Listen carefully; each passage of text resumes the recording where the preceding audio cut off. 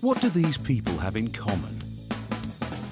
They've all been helped by the RAF Benevolent Fund, just some of the 60,000 members of the RAF family we help each year. We help people through the most difficult times, like SAC Ryan Moorhouse. I got injured in Afghanistan. I got blown up by an IED. Our vehicle went over a pressure plate of some kind, which ignited the IED. Two of us survived, me and my driver. The other two, which was a close colleague of mine and a good friend, and an Afghanistan interpreter, which also lost his life. We're also here for the families of those who don't make it back. When RAF reservist Jacqui Thompson was killed in Afghanistan, he left behind his wife Jacqui and their 5 daughters. Fortunately, we were able to help them out financially. So the Benevolent Fund, for me, as I think, God only knows what would have happened to us. I thought if I was on the verge of losing my house or not being able to pay the bills, what on earth?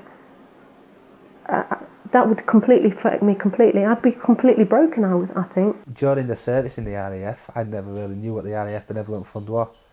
But when they told me that, yes, they'll pay off my loans, and yes, they'll give me a profiling bed, yes, they'll sort me out 3 months of my mortgage getting paid, I was over the moon. I thought that no way couldn't somebody help me out that much.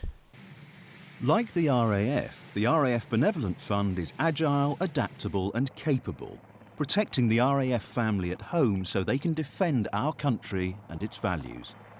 I think the stresses on our people today are significant. They are not helped by some of the uncertainty, but of course it is the facilities that the Benevolent Fund provide that helps us with keeping those families intact, keeping the service personnel doing what they're doing and focusing on their primary jobs. One example of this is our Airplay programme, which is providing childcare centres, play parks and moogers and trained youth workers on 28 RAF stations across the UK. This is where the Royal Air Force Benevolent Fund adds such huge value. I think looking across the station today, where we have the play parks and indeed the mooger behind me, we just couldn't do that without the support of the Ben Fund. The men and the women are going out to other countries to serve their country. I mean, just by putting into the Benevolent Fund just a little bit helps us out a lot, and that would be a great deal. So you'll be doing something for your country just by putting the money into the RAF Benevolent Fund.